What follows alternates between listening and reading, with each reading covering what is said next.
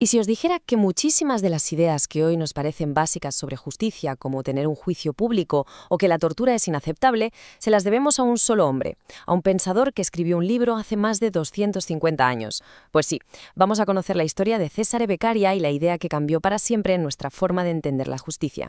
Para entender lo rompedoras que fueron sus ideas, primero tenemos que hacer un pequeño viaje en el tiempo, al siglo XVIII.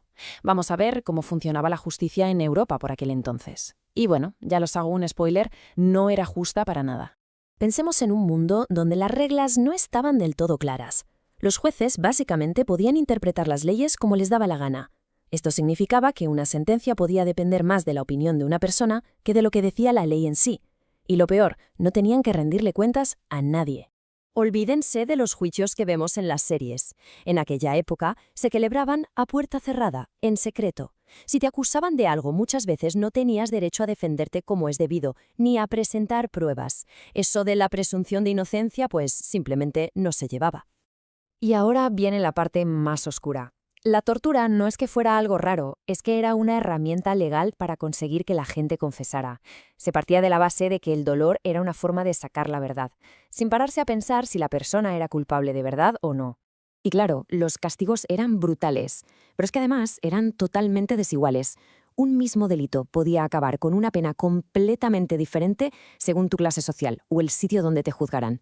La justicia, de ciega, tenía poco. Se fijaba, y mucho, en a quién tenía delante.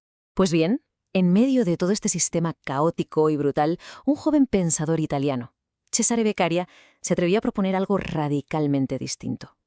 Una idea que iba a ponerlo todo, literalmente, patas arriba.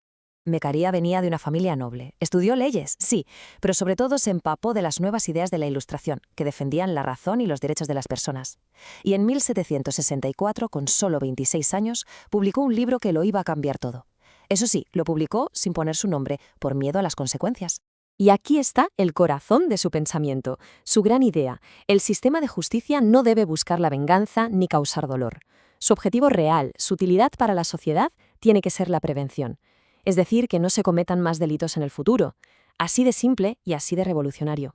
Vale, vamos a profundizar un poco en dos de sus propuestas más potentes.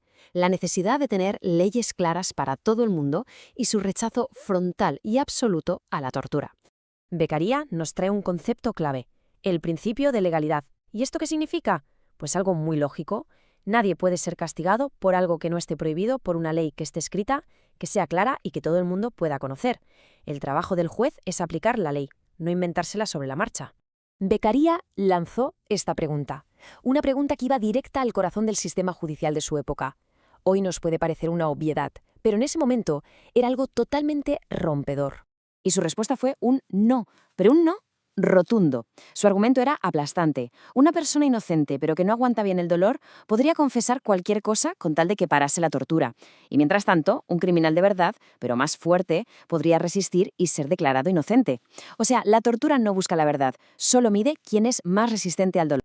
Pero la cosa no se quedó ahí. Beccaria también le dio una vuelta de tuerca al propósito mismo del castigo. Si no es para vengarse, entonces, ¿para qué sirve? Lo que proponía era un cambio radical, dejar atrás un sistema basado en el miedo y el dolor y pasar a uno que funcionara con lógica y con razón. Para él, la clave no era que el castigo fuera terrible, sino que fuera seguro. La certeza de que te van a castigar si haces algo mal es lo que de verdad disuade, no la crueldad. Y con esto introdujo la idea de la proporcionalidad. No tiene ningún sentido que un robo pequeño se castigue con la misma dureza que un asesinato.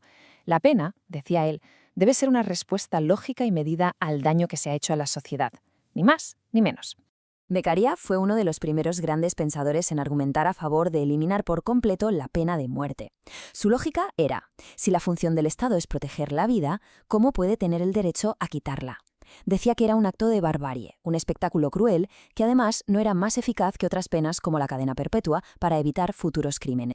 Y ojo, que sus ideas tuvieron un impacto real y muy rápido. En 1786, el Gran Ducado de Toscana, que hoy es una región de Italia, se inspiró directamente en su libro y se convirtió en el primer estado del mundo en abolir la pena de muerte.